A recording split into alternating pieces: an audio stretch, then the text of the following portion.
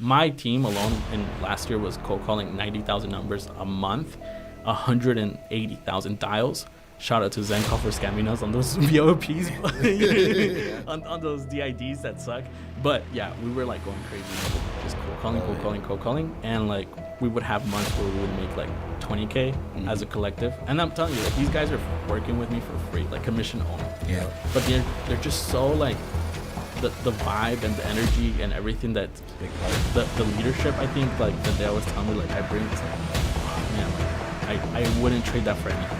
That's more valuable than having the perfect system, having the perfect flow. Because like if you just do the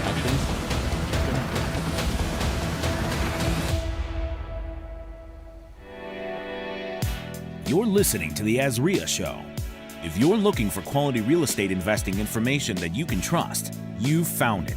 Stay tuned and join the tens of thousands of members that have already benefited from Azria, your home for education, market information, support, and networking opportunities that will advance your real estate investing career. Welcome to another episode of the Azria Show. I am Marcus Maloney, your host, and we have our co-host and executive director, Mike Del Preet, here with us. How you doing, Mike? Good morning. Good morning, good afternoon, good evening to all our listeners, even the weekends. Today we're going to be chit-chatting with a newer wholesaler here in the Valley. It's good to get the experienced wholesalers and it's good to get the experienced fix and flippers. But right now we want to talk to our newbies that are kind of getting started. So we have Edwin Camargo here that's from the Valley, and he's been a wholesaler for 3 years. So we're going to be talking to Edwin about how he got started, what he's doing, some of the struggles he had, some of the things that he had to overcome, and then what he's looking to do in the future. So, Edwin, man, how are you? Man, how you doing? Good morning, guys. Thank you guys so much for having me. I'm super excited. I mean, I always tell people, I was like, I can't wait to go on my first podcast. So you guys are definitely taking my virginity on my first podcast. Your first one? Yeah. So I'm excited. Thank you guys. If we had those buttons, pew, pew. Right. We can put a little alarm on there, like Hot 97.5. Right. No, yeah, man. I've been in the Valley just wholesaling for the last 3 years full time, just kind of low key.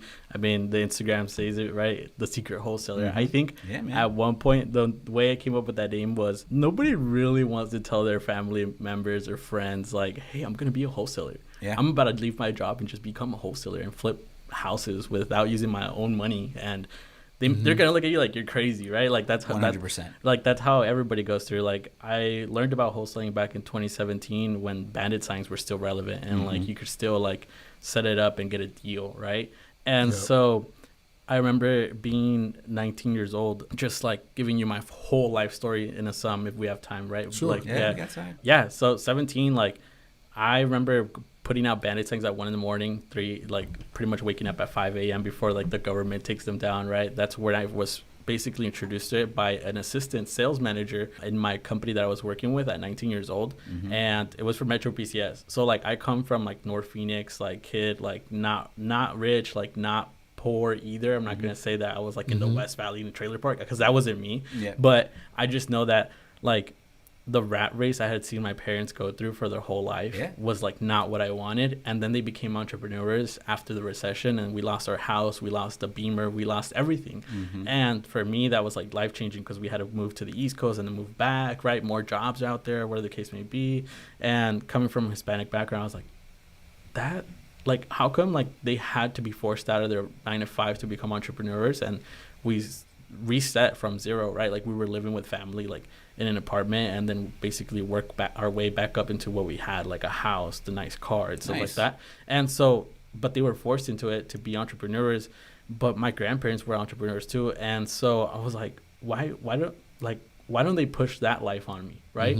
And I think like once I started making those high school realizations when you're like a teenager, you're like 17, 18, and you're like, man, like what am I? Because everybody's asking you like, what are you gonna do? Like what college are you gonna go to? Like this and that. And I know like for my experience, we weren't the richest, or you could say. So I was like, dude, that sounds expensive. And like there's no guarantee after 4 years to like get the college degree job that I want, especially like now in this day and age where like technology is moving in super quick, right? Like we're talking about 2017 is when I learned about wholesaling, but like I was already trying to do everything in that I can find my hands on, like MLM, like I was selling juices under like one leg under Cody Barton, like all the way back through that. Yeah, like Austin Zabak, where we're all doing like VEMA and stuff like that, and still trying to get that Beamer and that Mercedes. If you remember that company, that got taken down by the FTC.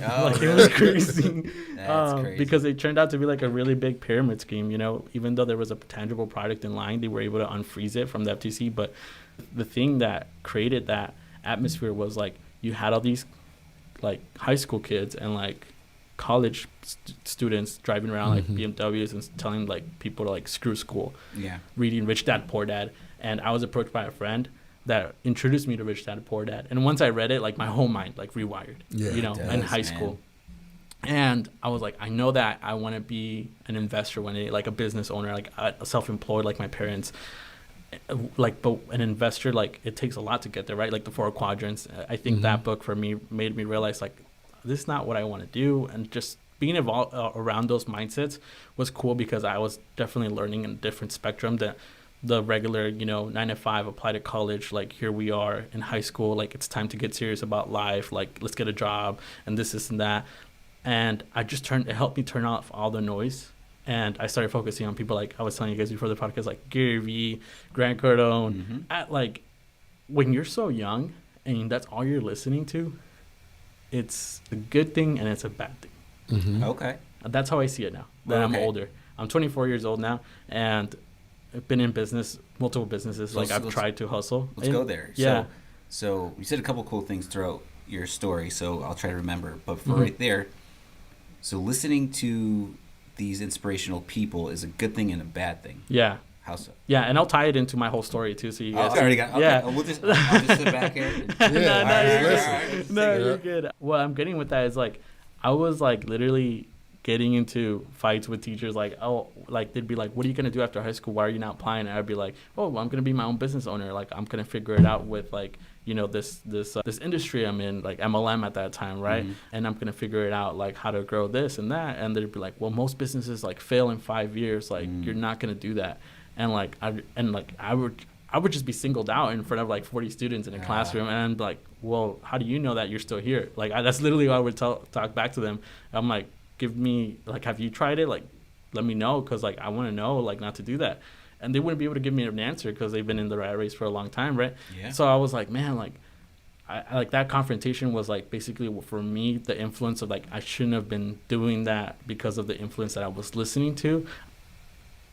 I should have been more like tunnel vision, right? Like not listening to and turn down the noise, right? And that time too, like social media was getting crazy, right? So like the whole like let me be 20 years old and post like a Ferrari that I'm driving, like because this is what I do. Forex trading was barely like being glamorized too. Did you do that as well? No, I didn't. I got it. But like what I'm trying to get is the concept of entrepreneurship and hustling was being barely starting to get glamorized, and it was like an uptrend, right? Got it. Now we know better to look at a guy with in front of a Ferrari and basically think he's successful because we know it could be like a rental, right? True. And so I just didn't know then, and that's why I say like it's a bad and good thing, because it allowed me to go ahead and expand my mindset into the person I am now and get into business and not give up on my dreams and have the time freedom to do whatever I want now, right?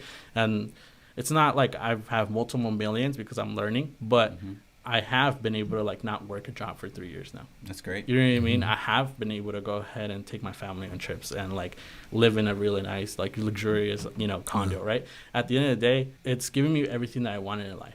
I have a 4-year-old son that's about to enroll into kindergarten, and like he just got approved for Scottsdale Unified School District. I always wanted my son to go to Scottsdale Unified School District because it's the best district in Arizona. It was one of them. Well, Madison's up there. I know, right? I was like, I'm not gonna downplay the other districts, but because there's like Chandler and Gilbert coming up like crazy, right? Yeah. But 17 years old, I was working at Metro PCS and got it, and then basically was working there for a year or two. Then 19 years old, got introduced into wholesaling, and I just knew I always wanted to get into real estate because I was actually trying to get my license. I was trying to get my license, and funny story, my partner and I actually came to an Arizona meeting. Oh, nice. Yeah, so we actually came to an Arizona meeting. That's why I was been a supporter of it, because I was able to meet face-to-face with like the first couple of buyers in my life. Like, what? You're an investor looking for a 5% return on rental? Like, that's crazy. Like, how do you have $300K cash to buy that? Right? Like, just... And it started opening my eyes in the real estate world. And I was just coming here to like network and generate buyers. But at that time, like me and him had nothing to do. Like we didn't know what to do. I was like 19 and he was like 20 something.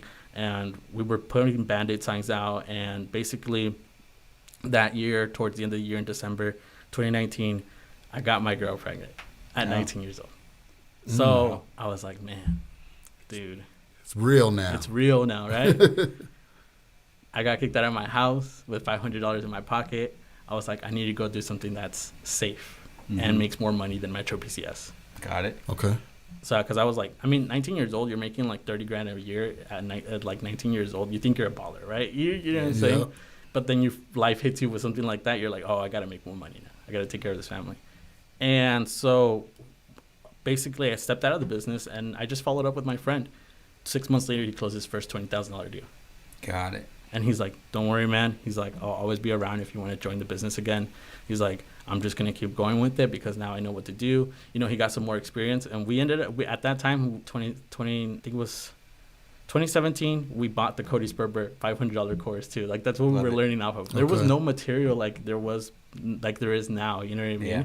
And I just knew that I wanted to stick with it. And I went into sales though. I was like, if I'm going to be good at a business, I need to know how to sell. Mm-hmm.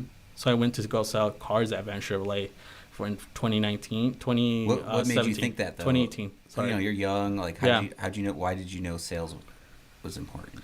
Because all the books and everything I was reading were telling me. You know what I mean? Okay. Like Grant Cardone, right? Car salesman. Gary Vaynerchuk, wine salesman, right? B2B. And so I was just seeing a pattern among most millionaires and most billionaires, right? Like I was like, they were all in one sales position at one time. Correct, where they gained all that that thick skin. You know what I mean? So I told my wife, who's my wife now, my girlfriend back then, I was like, hey, I need to go work for this car dealership. My buddy just got promoted. Like, he's gonna put me on his team. He said he like cleared 6 figures. Like, I've never cleared 6 figures. Like, let me do it. And yeah, 2018 was just like 60-hour weeks at the car dealerships. There, huh? But I mean, keep in mind, a month later after I got kicked out, I went to live with my girl's parents. A month later, I had enough money to put a down payment on my first apartment. And that's the power of sales. So it's good. You know what I mean? There's more there, though, right? Yeah. Yes, it's sales, but what traits within you brought that out? So the way I was telling you guys that my parents were entrepreneurs, we used to sell at Park and Swap, like electronics, go to garage sales, grab them, like the modern side hustle of today, like go garage selling, like Gary Vee. Yeah. We were doing that, but with Park and Swap stuff. Yeah. So like we would buy stuff every Saturday and Sunday from like rich neighborhoods, like, you know what I mean, 64th Street all the way to like 120th Street and Bell Road, Greenway, like North Scottsdale, like where they're literally selling like Trek bikes for $50 when it's worth $400 retail, and you can just flip it to somebody that likes it for $150. Love it. And so my dad taught me how to be a little mini salesman every weekend by going with him and pretty much feeding the family with him every weekend from my high school years. Because he had like a major back surgery, I essentially had to help him just with like the heavy lifting too. And I was just more like the heavy lifter, but I was seeing him still sell without having to actually like stand up and move around at our little spot at the Park and Swap. And that was cool because like I just knew that I had something in there. Like I just had to like grow it, and I think that's where like, you know, the sales side came of it. And when you actually get and my dad was like a small business owner, self-employed, right? Like that's just like a real quick transaction. But from once you actually step into a corporation like Van Chevrolet, where I used to work at, and they have the systems and the structure and the sales process, like even if you have a little bit of sales in you, like you're gonna excel if you do it properly. Yeah. You know? Yeah. And there's a few, like Mike was saying, there's a few traits that you have to have in order to be a successful salesperson. You know, you have to have, like you said, that thick skin, that tenacity, that perseverance, because most people that try and go into sales, they fail because they can't handle that rejection. They can't handle that person saying no. But for you, it was something different because you seen your dad do it. You seen your mom do it. You seen the hustle. And I really don't even like to use the word hustle because it's more than just a hustle, but you seen the need, and the skill, you know, to feed the family. That's basically what it was. So, and you just transition that into selling cars and then into selling real estate. So tell us, how did you get that first deal, your first wholesale deal? Yeah, so all of 2018, I ended up working at the dealership, cleared my first 6 figures, super blessed, and I was able to provide for my family, make my wife not work, and, take care of the little one that we had. And I was getting tired of it, like 60 hours a week, and I was like, man, like this is not what I initially wanted since my vision of high school. Like I am making good money, and like you get caught up in making good money. Good money makes bigger lifestyle, right? More expensive lifestyle. And I was seeing a lot of guys like buy the newest Chevrolet truck and like, do that and just get stuck even increasing more stuck. Increasing those liabilities in their rat race. And I was like, that's why they can't leave, because they just have so much to take care of. Like they make 10 grand a month and net 8 after taxes, and they still have to pay 6 grand a month in bills. Like I was like, I try to keep my expenses as low as possible. And I think that was what was able to help me hack myself into going full time and back into the industry. August 2019, I get a call from my buddy, the same one. We just kept in touch. I was still coming down to like his office downtown, and like at that time it was like Carlos Reyes was like in the other building, the rental one, Copper Point, and like the Royce that just got into R8, Alex Sainz, all those guys were coming up, and like I was going to my buddy's offices, which was, I don't know if you know Alex Delgadillo, and no, they're yes, they're more low key. So he had basically Mr. Lender. Yeah, Mr. Lender. He had basically like partnered up with him and his cousins, and they were running 2 operations in one office, and they were looking for an acquisition manager. And I were like, well, I got this guy, like he's killing it in the car sales game, like let's bring him on board.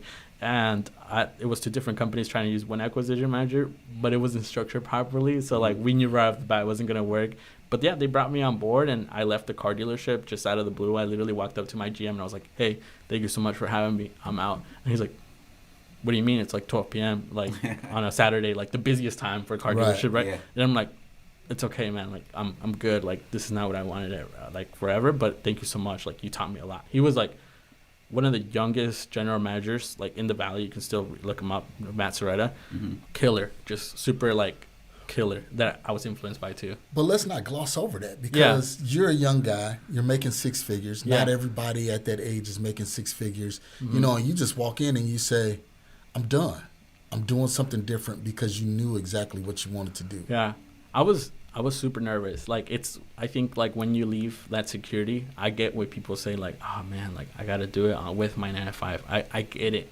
Like for me, I think I just had an opportunity that I knew if I passed on it, I would never get it back or regret it 5 or 10 years later. Wow. You know what I mean? Yeah. And for me to realize that, like it took a lot, because I knew I had like the baby I had to feed at home, the wife I had to feed at home, and the car payments I still had to pay and everything like that. So I did ask for a little cushion. I negotiated my way into that position. I was like, hey, if you guys want me, like I'm going to need like a little bit of money up front. Yeah. And they paid it. You know what I mean? Yeah. So I was like, if I didn't ask, I wouldn't have known, right? True. And we were into that, I think like maybe like a little bit less than a year.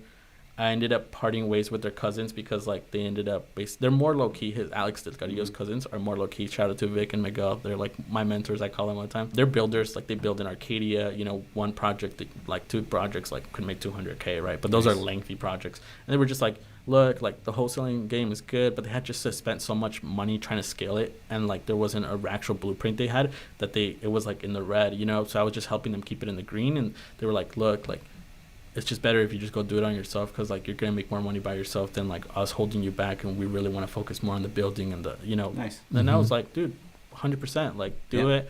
I'm gonna just work from home, and I still kept affiliated with them, so I was able to like keep a little corner right there in their office, and it was kind of cool just to be able to be around the same people that I was already working with, but now just on my own. And so August 2019, like that was when I went solo officially. And so you were like actually a couple months later, a little bit before COVID 2020, a little bit before COVID 20. So were you doing deals under their umbrella? Yeah, all my deals were under, but they paid me like, shout out to them, like they paid me like I was partner. Like they would pay me like 20 to 30% per deal, which is unheard of, like as an acquisition manager, But I was learning how to set up Podio. They showed me DocuSign. They showed me like how to go ahead and do so much things. There was things, because one of them used to be an IT, and the other one's like the construction. So like they were both like an integrator and visionary, and so I was learning from both sides. Oh yeah. So that's how I became like a hybrid myself as a visionary and integrator. And I don't have any business partners, and I can like unplug from one side and go into the other side. And I'm very like data analytical too, but then I'm at the same time like, if I have an idea, I'll just go do it. You know what I mean? Right. And so pre-COVID 2020, like it was like officially alone, and I remember like February of 2020, I was like, okay, this is it. Like 100% my own, like my LLC, like no help, no leads, no nothing. What am I going to do? And I just hired 2 VAs, and it was just me working from home in North Phoenix in my little closet. My wife would go to work, and like the kid would go to daycare, and she's like, what are you doing? I'm like, I'm working. I'm like, but like the thing that people don't understand about wholesaling is like, if you close 1 or 2 deals a month, like you're going to be good. Yeah. Yep. And so I was on chill mode. I was like 1, 2 deals a month. I would go to the mall like randomly with my friends at 2 p.m. And I'm like, I already have like 2 in escrow. Like I'm good, right? So I definitely rode the wave of like, hey, like let me just chill back, 150K a year, 200K a year. Like that's fine. You know what I mean? I don't need to go ahead. And COVID entered the arena though, definitely in March 2020. And like everybody was scared for that month. I remember like very clearly, like myself, like I'm very analytical. And I was like, man, like, this is gonna get crazy, like, you know what I mean, like The Walking Dead. The walking, or why are we like, you know, all of a sudden they fired my wife too, like there wasn't that like little extra savings account money too, and I was like, well, we gotta figure it out. I'm like, and so I just started getting along with more people on social media, and decided to like, you know, just collaborate and network more, and the market took a turn for up, right? You know what I mean? So let me jump in. It was wild. You said something like, hey, if in wholesaling you do 2 deals, you're good. Okay, so a lot of people when they're getting started, it's like they're all about that one deal, right? And they're stuck on that. However, the true way to stay in this is, you know, keeping it going. Yeah. So talk about how do you get 2 deals a month? Like, what do you have to do within your business, within your mindset? Like, how do you get 2 deals a month consistently? I think for me at that time, I didn't realize it, but now that I go back into it, it's like consistency. Like, I just had the 2 VAs that were bringing me leads, like 4 to 10 leads a day, right? On a good day, 9, 8, 10. And I'm a very big KPI guy in my business now too. So those things were, I didn't know then, but now I track them like a hawk in my business. And 4 to 10 leads a day, you know what I mean? That's 30 days a month. If you can just at least have it on for 20 days part-time, like. Was this Phoenix? Yeah, this is Phoenix. Okay. Yeah, this is Phoenix, and a little bit of virtual too, like San Antonio. But San Antonio's gotten super competitive in the last couple of years. Okay. It's been crazy. And so Texas and Phoenix, I've done virtual, I've done it here as well. And we were mainly doing like Tucson at that time too. So it was like barely getting hot. And I was just looking at it from a Podio standpoint, like as an acquisition manager and a business owner now, like I was like, if I can just get this X amount of leads, I know I will close a deal. And you were doing acquisition still? No, well, I was the owner now. But like what I'm saying is like in my head when I was an acquisition manager, I was like, I know if like this they're paying for this many leads, like I should have a deal by the time I get to lead number 40. Got it. You know what I mean? Or if not, lead number 40 is my deal. Yeah. Right? Because even though I was like an acquisition manager, like it was like nice little salary, and then they took it away, and then basically I was just full like commission. I needed to know exactly when I was going to get paid, right, to feed my family. So that's the stuff you got to start tracking, right? And if you're barely starting off as a new wholesaler, like I think a lot of systems and structures that are out there now, like, you know, Trying for Dollars, like the apps and like the cold calling, it's like just pick one of them and go 10x on it. Love it. With your budget. Like if you don't have a budget, then do what I did. Go and find 2-3 other guys that will do it with you. Yep. And just share that one first deal and reinvest it. I love it. Yeah. And I think like people underestimate the power of like collaboration with other individuals that don't have a lot of money, but they have time. If you have time, you have more than some people that have a lot of money. Yeah. Okay. So true. And that's one of the things that, you know, we try and tell newbie wholesalers, you know, or the fix and flipper that's trying to get into wholesaling, trying to get their own leads, is you just got to be consistent. Yep. You can't do direct mail, text messaging, cold calling, you know, RVMs. You can't just do all of it, but you need to just go deeper versus wider. So pick one strategy and just drill down into that strategy. So you can know, all right, for every 40 leads, I get one deal. You start to know those KPIs. Or hot lead, right? Yeah. I need to go find that other hot lead I wasn't able to close, but I need to be able to close it this time coming around. Where's it at now for you? I know you're in multiple markets. Yeah. So how many leads gets a deal roughly? Yeah. So I'm actually, since the beginning of the year and the ending of last year, fast forwarding to now, like basically 2019, I, basically got into wholesaling. 2020, I was basically on my own. 2021, just rode the wave. It was until September of 2021 where I was like, okay, I think like scaling and blueprint and like come to my mastermind got really popular too, because everybody was indoors as well for a while. Yeah. So like I was seeing this operations. I was like, dude, that looks awesome. Like I want to have an operation one day. Okay. And I was like, and then I got my like first little office by myself, and I was like, it's time to scale. And basically, like I was working with like 1 or 2 cats. One of them being my little brother in there. Like he was in high school too, and like he ended up closing a deal with me. Nice. And 3 months into it, just cold calling, But it's like I already had like the blueprint, but in reality didn't have anything. And I say that in quotes because like now that 2021 ending, I decided to scale. 2022, like I got my office downtown, like my bigger office. I have 4 acquisition managers. Actually last year I had 6.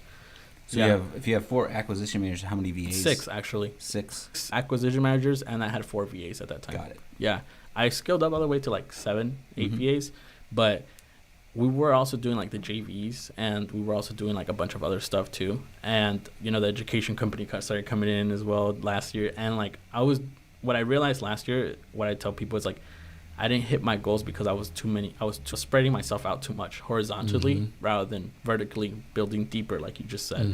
And ending of last year basically taught me, like, I reflected, like, scaling is harder than people think. Like if you don't have the right systems and processes, you're not scaling anywhere. You're going to feel like you're scaling, but you're not scaling anywhere. So drop some, we hear that phrase a lot, systems and processes. Yeah. So what are some systems and processes? Yeah. One, I got to get back to the KPI question. No, for sure. How many leads are you seeing to close a deal, roughly? Right. Yeah. So I remember last year, the beginning of the year, it was like about 40. Okay. Now it's about 57. 57. Yeah. It's gone up a lot because of the competitiveness. Yeah. And that's just eclectic of all your markets. And that's like a collective of like all my hot leads. Got it. Okay. So like I'll round up the boys and be like, where's your hottest stuff? Like, what's your hottest stuff every week? And then I'll start, like, KPIing that. And then I'll go in, like, warms. Or if you just want to say, like, a good, decent lead, I'd probably say 80. And then cold, if it's just, like, a list, like a regular list, I would probably say anywhere between, like, 5,000 to 7,500. Yeah. So, like, if people are saying that the business doesn't work, it's because they haven't cold called 7,500 numbers. Got it. My team alone in last year was cold calling 90,000 numbers a month, 180,000 dials. Shout out to Zencall for scamming us on those VOPs, on those DIDs that suck. But yeah, we were like going crazy in a room, just cold calling. And like we would have months where we would make like 20K as a collective. And I'm telling you, like these guys are working with me for free, like commission only. Yeah. But they're just so like, the vibe and the energy and everything that's a big part. The leadership, I think, like that they always tell me like I bring is like, oh man, like I wouldn't trade that for anything. That's more valuable than having the perfect system, having the perfect list. Because like if you just do the actions, you're gonna get a deal. Yeah, so true. And we were doing mainly cold calling last year through Zencall. We were doing Atlanta, we were doing Florida, we were doing, dude, you name it, like Texas, California, Arizona. Like we were trying everywhere too. And like the ending of the last year, like in the beginning of this year, like I was like, screw that. Like we're just going into Arizona, because I looked at my pipeline of my sold deals, and they were all like mainly in Tucson and Phoenix. And I was like, what am I doing chasing the bag somewhere else? Like, you know what I mean? Like even that deal we did, like it was a JV. It wasn't like in Ohio, but it looks very attractive until you actually know what you're getting into out there too. Oh my God, there's a lot to get into over there. And, and some of that happens, when you're scaling, because you're used to doing all of the acquisition stuff on your own. So you're like, okay, I got to focus on just this. Yep. But when you start to scaling, you said, okay, well, I got 4 cold callers. I got 6 acquisitions people. Now you're sitting back. You're thinking, okay, what can we do next? Yep. So now you're creating, know, stuff to do when it's really like, hey, what we got is working. Why are we trying to pile more onto it? So that's one of the problems that I ran into was I had all of this idle time and I was just thinking of stuff to do. So yeah, man, that's key that you really pinpointed on that. And I can attest to you, 80 leads, 80 good leads to a deal, you know, when you're in multiple markets. Yeah, and I don't care what people say, like, oh, PPC, it takes 30. It's like, well, do you have PPC budget for 30 leads at $120 per lead? Right. Let me know, like, if you have that budget laying around, because, like, let's partner up on some deals, right? Yeah. But it's like that's the big, like, thing about right now wholesaling that kind of, like, makes me be like, man, like, I really need to go out there and help out a lot of people, because there's a lot of people that are, like, were in my spot in, like, 2017, right? They have the time and the urgency. They just don't have, like, the right path. You know what I mean? The right mentor. And so, you know, fast forwarding to today, like, basically those 4 VAs, like, we downsized it to 3 and then 2. And then we ended up doing in-house cold calling, because I had 6 guys in there. So, like, basically I hated the VA's accents, and I just switched it to, like, in-house cold calling. So they would cold call, and then they would follow up with their leads in the afternoon.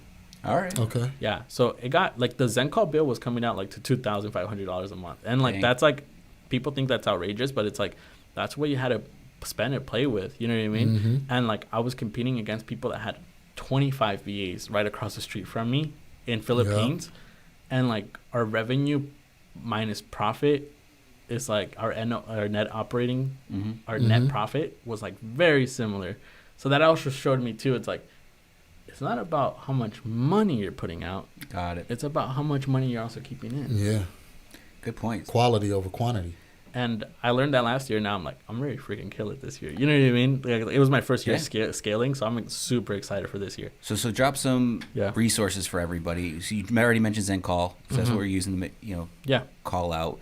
Maybe what else do you use within your business that people can kind of check into? I keep it super simple, like CRM, basically $20 version. Like, just get that one and use, like, a generic built up, like, start off like that.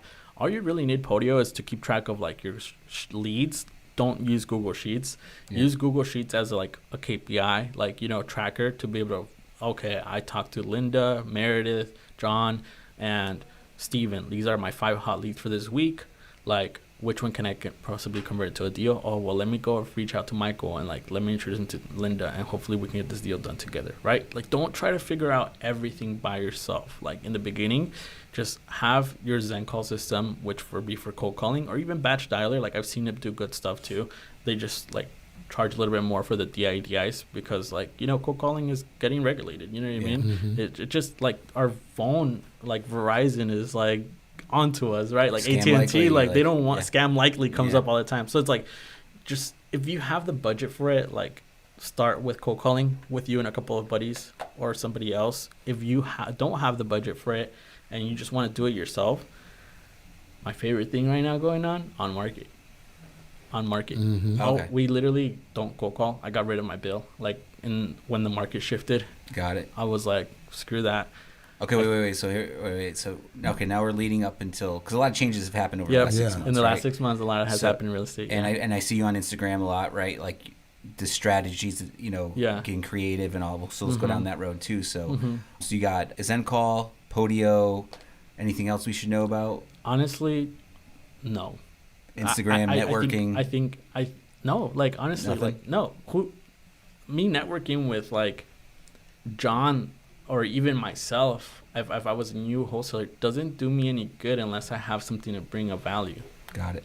So why am I going to go door knocking if you have to, but bring me something of value so we can work together? Like, you're not going to reach the real people that want to do real business by not bringing anything to the table. Like, find a seller's appointment for me. Like, let's go and work a deal. I'd rather give you 70% of that profits just because you actually brought something of value than try to go ahead and sell you a course and go 50-50 on something later on.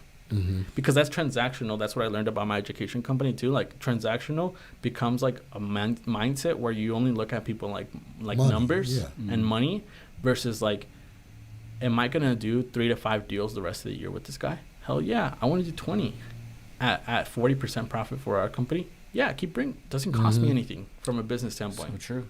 So now I'm looking at it like, dude, if you're like a new wholesaler watching this, literally just start calling on market for sale by owners, or just to get your reps in so you can practice your script. Mess up by all means. Please mess up.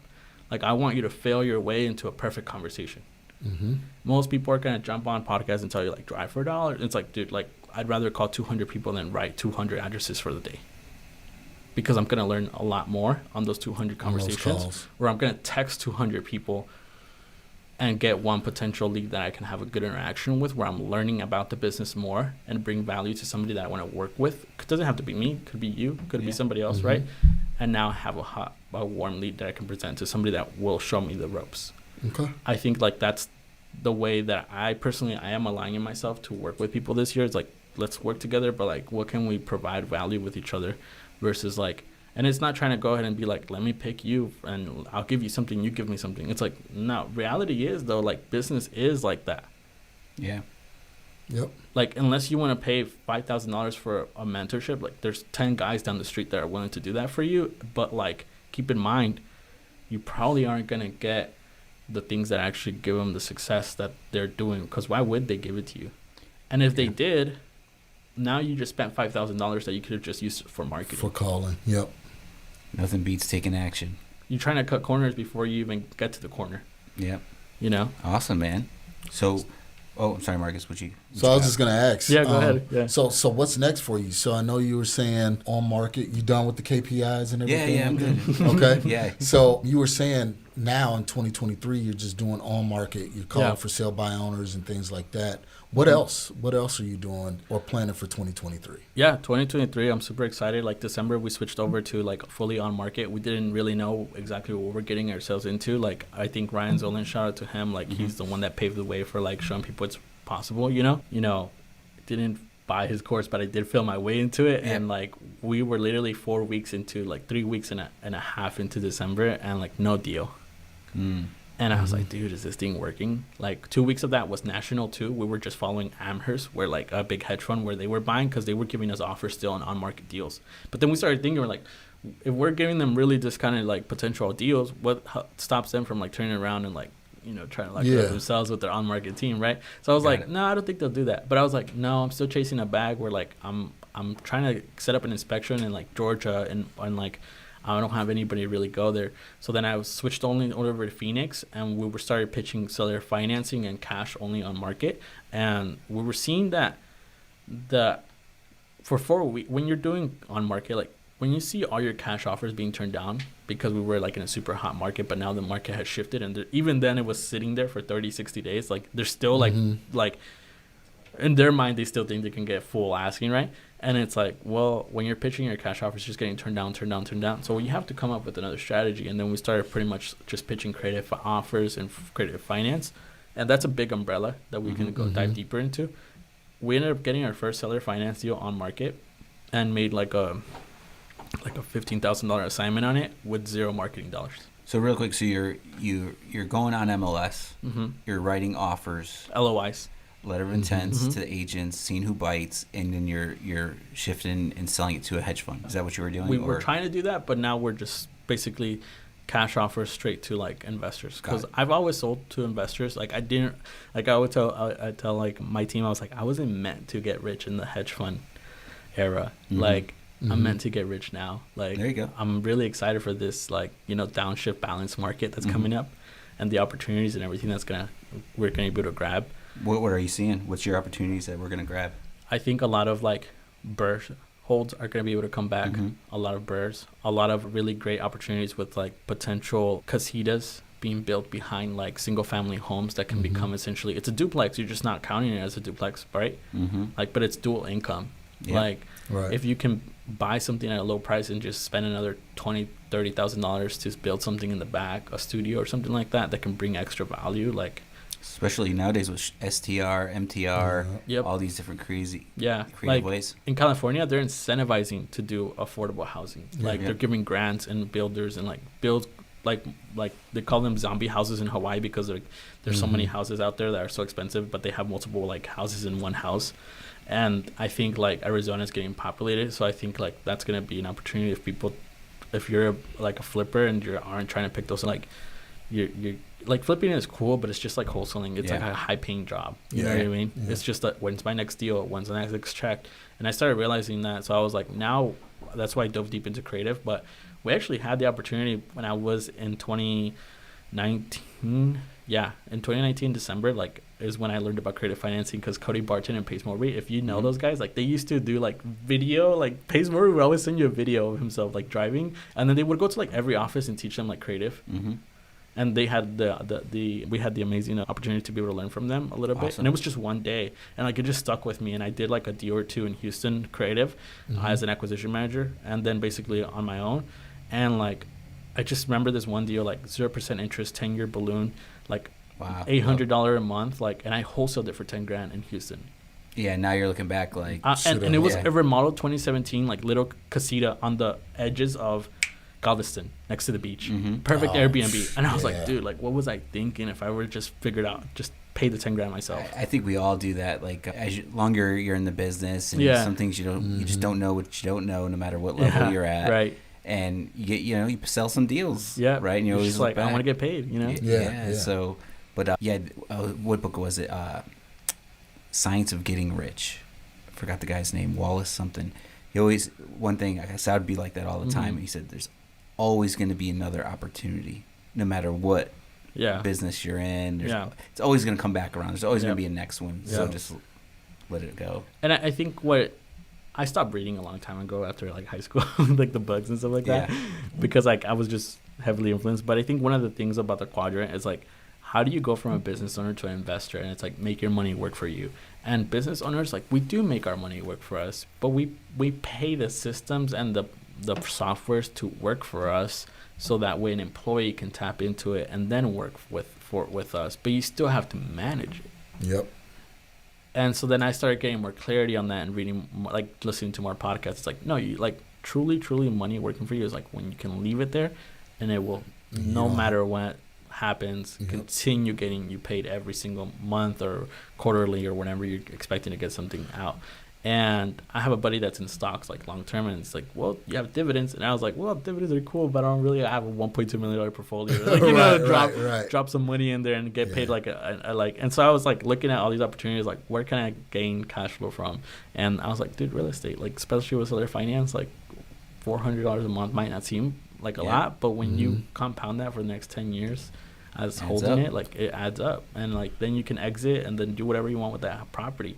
So now that's what I'm looking forward to this year, is like basically kind of what we were talking about over Instagram, right? Like I'm closing on my third creative finance deal in less than 40 days on market, zero marketing with my team, I think this week. And LOIs to MLS. LOIs to MLS. Yeah. Well, if they don't respond to the LOI, well, honestly, we have a really cool process of like working it out, and I'm not afraid to like share it. Like we basically like text agents, and then if they're open to it, then we'll work backwards. But like, why are you gonna send out 1,000 LOIs to 1,000 different properties? And a little birdie down around the street told me that somebody had built a bot to be able to send out LOIs on the MLS. Oh, nice. That was cool. That's cool. And I was like, well, that nobody really has bot money. You know what I mean? Like bot money, or knows a coder like that. So I'm working on something like that, where it's like ChatGPT just came out, and like now it's like you can use it in your business as well too. And I'm just like, there's so much great opportunity, but I'm like, let's keep it to the business. Like, let's keep it simple. Let's just keep it simple. And now I'm like, more rather than focusing on like what you said, I have time because my guys are running my team. What can I do more? I'm more focused on two things, like my real estate business and the education company. And even then the education company gets like neglected sometimes, but what can I perfect more within the ecosystem I already have? The systems and the structures. And when people say systems and processes, like going back to your question, is like systems and processes come in place when you actually have 4 guys relying on you to get fed. Okay. Good point. Because it's like once you actually have a scaling like team, because I see this all the time. Like there's like a lot of wholesalers, like they'll build up this acquisition manager, $2,000 salary, and like they're just throwing money at things, and it's like you're really not building anything unless it's gonna last forever. And then like 6, 7 months, 10 months, like, oh, I had to let go of like this person. I had to like, because it wasn't just cutting it. And it's like something that somebody resonated back with me last year was like, it's not their fault. It was your fault. Like for not being able to have the success blueprint to be able to go ahead. And anybody that enters into your ecosystem can make money. Love it, man. True. Good and now I'm like, oh, dude, like, okay, what do we need to change on the script, guys? Like, now we have like an action plan. We've been filling it out for the last 6 weeks, and like, we know exactly how to train somebody from like being not even knowing wholesaling, just text 1,000 people this text. Then from there, we can go ahead and elaborate and filter your leads. And then we're going to reply to these leads that said, yes, I'm interested in that type of offer. We'll go ahead and work backwards like this. And the leads that are left, then we're just going to do cash. Because even if I'm going for creative first, I still have cash. Yeah. Right. I can still lowball somebody for 60%, 70%, 50%, 40%. Like, I was listening to Jerry Norton's, like, the video the other day, and he said, like, some of his student strategies are literally, like, 40% of Zillow. And, like, they still get deals. Yeah. And I'm like, see, but that cash is so, like, buy low, sell high. There's no creativeness to it. There's no complexity to it. And so if you anybody can do it. Anybody can do it. So it's like, if wholesaling buy low, sell high is your first strategy, like, just do a mass amount of work to get that low deal. There you go. Yep. Consistency again. Yep. From there, then start exploring other options. I think there's just a lot of noise in the industry where you have, like, you know, awesome people like Jamil, Pace Morby, and all these guys, like, and like Jerry Norton, like, very big influencers, especially here in Arizona, like, where they are presenting you like 10,000 strategies, and it's like, well, which one should I do? And then they start spreading people, like, you know, you start spreading yourself as a new wholesaler too thin, and then nothing's actually working. And then you're like, 6 months go by, and you're like, this didn't work. It's like, you can get being new and hearing all of these shiny objects. They're all legit strategies. They all work. Yep, 100%. They're just tools, right? Yep. You know, you go to diagnose the problem with the homeowner. Is it cash, subject to, lease option, seller carry? What is it? Right. Yeah. You just need to understand all of them at all time, you know, as you can. Yeah. And one of the things that happens when you get presented with all of these different tools is you start mastering 10% of this, 5% of this, 8% of this. Yeah. You know, instead of saying, all right, I'm going to master these two things and I'm going to go all in on these two things. Yep. Right. So that's one of the problems that I see is, you know, newer investors, they get in there, or new wholesalers, they want to try and do it all. Yep. And it's like, no, you need to drill down and focus on one or two things, and that's it. Yeah. So true. Good advice, man. Yeah. So what's next, man? What do you got? How you wrapping up the year? What's the plan for the year? Tell us how to get a hold of you. Dude. Tell us how to work with you. What do we do? Seller carrybacks. Like, that's all I'm focusing on. Free and clear properties in the Valley, Arizona, on market or off market. Like, we're just going to be trying to pitch seller carrybacks to them. Like, I can't believe I just picked up a house for 0%, $1,200 a month in Maryville, like 51st Avenue, 10,000 square foot, like, lot. Lady, 7 years old, going to Prescott, retiring. She just wanted the cash flow. We're still paying her asking price, which is, like, tremendous. Over it's time. Like $370. But it's like, I don't have a balloon until 6 years. And it's like, I think that house is probably going to be worth way more than that by that time. And if it isn't, then cool. We'll be at way below 80% refinance. You know what I mean? And that was my first creative finance deal on market. And I'm like, it's like a hard pill to swallow. It's like, I just wholesaled that for a nice fee. But I'm like, what if I could have just done what you did on that deal, like a wraparound, right? Like, I could have set up myself up to close on it and then just structure a secondary note. So getting really advanced with notes is my goal, and start wholesaling notes and creating wealth for my team. Like, I want to each have them get a rental this year. You know what I mean? Come to our notes group, man. Tom Chase is a master note guy, man. Yeah. Just come in. Who you said? Sorry? Tom Chase. Tom Chase? Okay. Yeah. I heard Eric Sage, too, is, like, really into those. I don't know if you know who that is. I know. Yeah, Eric Sage. No, wholesaling and keeping them and negotiating them and flipping them. I've never been a flipping fan, like, to be honest with you. Like, I'm the type of guy where it's like, I'll go and look at houses, but I won't pick up a hammer at my house to put, you know what I mean? Like, And we're investors, right? We're not supposed to be handyman, right? Yeah, exactly. So I'm just like, I think I'd rather just buy, like, a rental through seller carrybacks this year. My goal is like 5, and I think we're going to kill that goal, you know, and then 5 for my team because I have 4 guys in there. And so you're thinking about everybody, man. That's great. I love that. So if you have a seller carryback opportunity, bring it to Edwin. He could coach you through it, walk you through it. If you're looking to buy them, right, contact you. Too. How do we get in touch with you? What's the story? Honestly, like, I'm really changing my Instagram. It's just, I'll give out my phone number. Like, I text everybody 602-812-1592. Like, that's the best way to just text me. I'll get back to you. Like, I have 40-50 messages at a time, but I always get back to you. And then Instagram, like, so The Secret Wholesaler.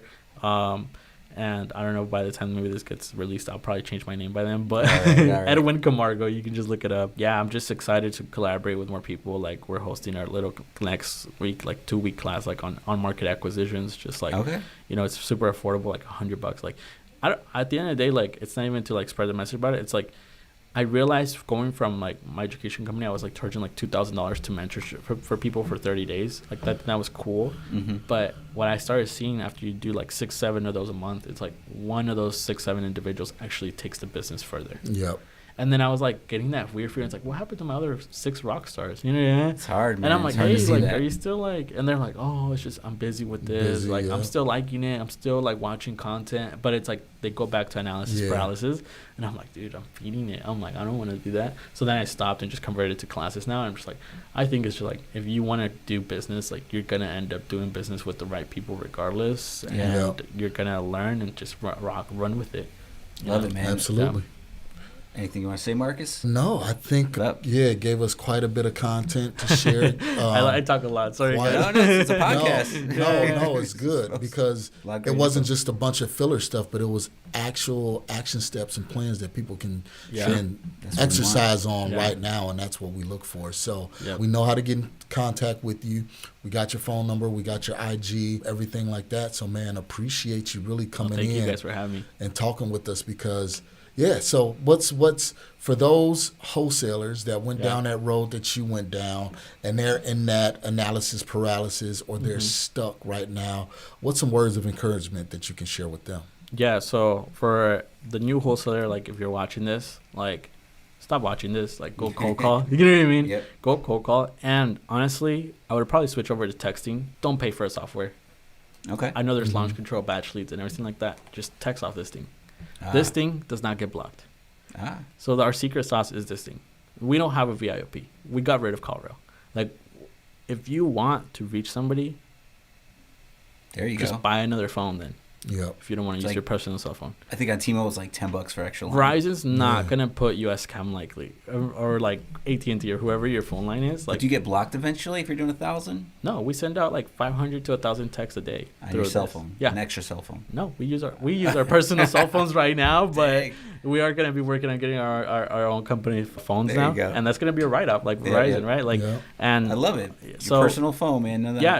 Dude, it's connected to your iMessage to your computer, and you're done. If you're on Android, like literally, there's a little cable, you connect it to your computer, and you can text. Like, I'm right now teaching some new guys, and they're sending out 500 texts a day, and they're literally getting around 2 to 3 hot leads a day. Got it. And that's like my little bread and butter now on the side with like off-market direct to seller. And I'm just like, I can write whatever I want on there because it's not a solicitation. It's just a question, and then they can block me. Yeah. Love it. It's not mass, it's manual. Yeah. That's a great tip to end. Very simple. Send out 500 texts a day. No excuses. 5,000 texts. Trust me, you're probably going to get something really close to the deal. And you're texting. And texting through your own phone, man. Yeah. Man, if you want the script, I'll tell you the script. Like, but you know what? That leads right back to what we all had to do in the beginning. What we all had to do in the beginning, it wasn't set up Podio and do this and do it. It was find the phone numbers, call people. Yep, just or call text people from your own phone. That's all it was. It wasn't all of this other stuff. Dude, I know people that would call spreadsheets, and I'm like, dude, that's crazy. Like, there's a dialer that would just read it for you. Yeah. But even then, like, you're getting blocked. Yep. You're getting like the tech now scam likely is like crazy. Like, I personally think it's like a waste of money now, in a sense of like it can work. It's just that like you might be better off hiring 5 VAs and finding a system that can text manually for them out of their country with more reach. It's because it's about the landing and the reach. It's not about the connect. Yeah. Because if you connect, it's a voicemail. Got it. Yep. A lot there, man. Yeah. Yep. It got me thinking about a lot of questions, but we got to wrap up because our time is up. I'm just like thinking while you're talking. I'm like, all right, I want to ask them. All right, cool, man. Thanks for. I like how you work, man. We've done a deal together. You're local. I know you want to start, helping more people. So come through to Azria meetings more. Yeah, man. Hopefully we'll see you around, and let's keep in touch, man. Of course. Appreciate it. Thank you. Well, thank you guys so much for having me. Yep. Thank you so much, Edwin. And guys, you know what to do. Edwin gave you plenty of content, plenty of things to do. I mean, plenty of things to do. So what I want to do, I want to challenge you to stop right now, go back, rewind, and let's listen to the podcast over again. If you need to do it 2 or 3 times, do it 2 or 3 times, because it's a lot of things there for you to get that first deal or for you to get that next deal. So it's Marcus Maloney, Mike Delpreet, Edwin signing off. You guys have a wonderful day. Appreciate you guys. Thanks for listening to the Azria Show with your hosts, Marcus Maloney and Mike Delpreet. We hope you enjoyed this episode. If you found this information valuable, head over to azria.org and learn more about our community.